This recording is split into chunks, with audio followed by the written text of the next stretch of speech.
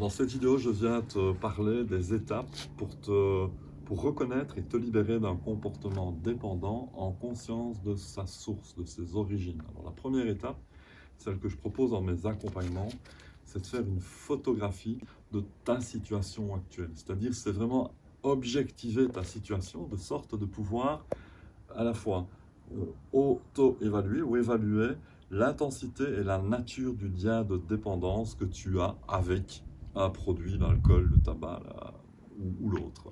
Voilà, ça c'est la première étape, une étape d'objectivation qui demande évidemment à être dans le non-jugement. Et c'est ce qui m'amène à la seconde étape. La seconde étape, c'est de te permettre de t'aider à reconnaître le comportement dépendant.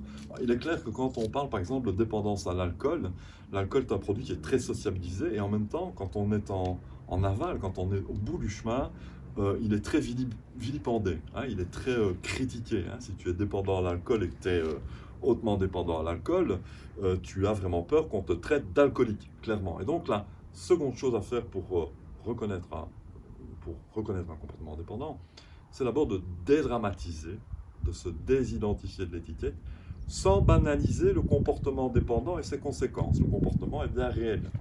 Par contre, quand je parle de dédramatiser, de se désidentifier, c'est cesser de dire et d'utiliser le mot alcoolique. Cesser de dire je suis alcoolique, mais plutôt envisager, avoir un regard différent et dire je suis conscient qu'une partie de moi emploie à utiliser une stratégie comportementale pour compenser un manque de quelque chose, et c'est l'alcool. Donc j'ai un comportement dépendant. Un comportement, c'est pas ce que je suis et ça se change.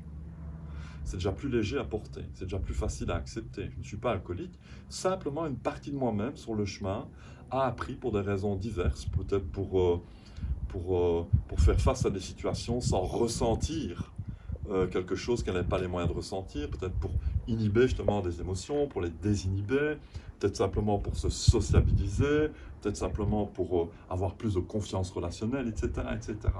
Et je suis dans la reconnaissance d'une partie de moi qui, de façon très louable avec la conscience qu'elle avait, a essayé de faire ça. Donc je ne suis plus alcoolique, mais simplement une partie de moi a utilisé cette stratégie-là et elle a un comportement qui est celui-là.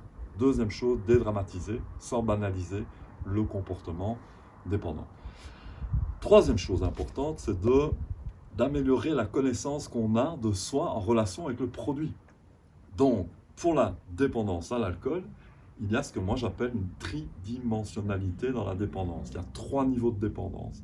Il y a la dépendance physique, il y a la dépendance psychologique et il y a la dépendance expérientielle. Je vais en parler. Pour les trois dimensions, pour les 3 murs à sauter, on va utiliser, pour se libérer en conscience de la source, on va utiliser l'observation consciente. L'observation consciente, ça veut dire quoi? Ça veut dire que dans les programmes que je propose, je vais accompagner les personnes en consommation active, leur permettre, leur donner des outils pour qu'elles puissent s'observer en conscience alors même qu'elles consomment de l'alcool.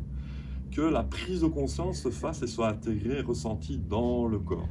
Première chose, donc pour libérer le corps physique, c'est une observation consciente. Et pour aussi s'éveiller à la conscience de c'est quoi en fait le manque physique, comment est-ce qu'il s'exprime, comment est-ce qu'il se manifeste dans mon corps. C'est pas simplement les mains qui tremblent, ça peut être de l'irritabilité et bien d'autres choses.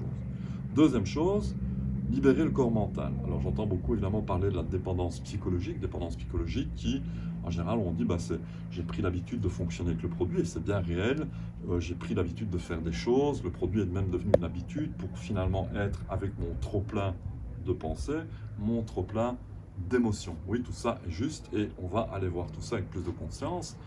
Et en même temps, j'ai envie d'ajouter que pour la dépendance psychologique, la libération du corps mental, c'est important d'aller voir aussi c'est qu'est-ce que je crois. Et dans le cadre du processus de reconnaissance particulièrement, qu'est-ce que je crois à propos de l'alcoolisme? Qu'est-ce que c'est une personne dépendante à l'alcool? Qu'est-ce que c'est un alcoolique? Je vais employer l'étiquette. Souvent, les gens me disent un alcoolique, c'est quelqu'un qui boit du soir au matin. Alors, pour peu qu'elles ne boivent que le week-end, par exemple, elles ne se considèrent pas comme telles, et donc elles ne sont pas en mesure de reconnaître qu'elles sont dépendantes à l'alcool, même si elles boivent le week-end. Le simple fait de conscientiser la croyance et d'avoir fait l'expérience du manque physique dans le corps, va permettre de reconnaître le comportement dépendant. Donc c'est la seconde clé, c'est pouvoir aller mettre à jour les croyances que j'ai à propos de la dépendance à l'alcool et à propos d'autres choses un peu plus loin sur le chemin. La troisième et la plus importante, le plus important des murs, des rideaux à lever, c'est le rideau de la dimension de dépendance expérientielle.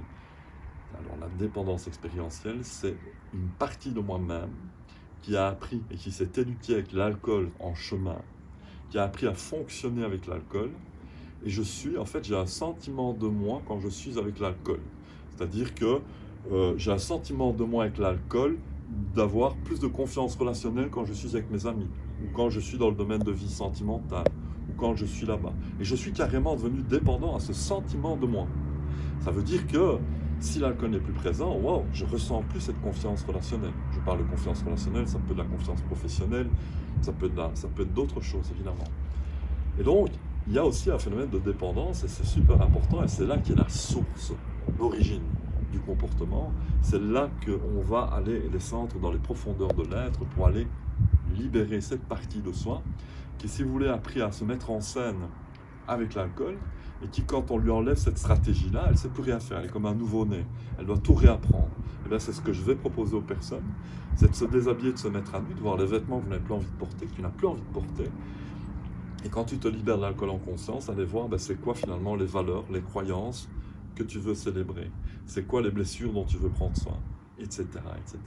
Donc ça, c'est vraiment les quelques étapes que je propose pour permettre de, à la fois, reconnaître avec beaucoup de délicatesse qu'une partie de moi a pris l'habitude d'utiliser une stratégie comportementale pour compenser un manque de quelque chose, l'alcool, si c'est l'alcool, reconnaître le comportement, c'est important pour pouvoir commencer un processus de libération, et la seconde partie pour se libérer en conscience, en douceur, et sans vivre dans la privation, ni du produit, ni de l'autre, ni de cette partie de moi-même qui a appris à qui s'est éduqué avec ça. Voilà. J'espère que ça t'aura apporté de la valeur, que ça te permet d'y voir plus clair, et je te retrouve prochainement dans d'autres vidéos pour t'inviter à passer de la dépendance à la liberté d'être toi.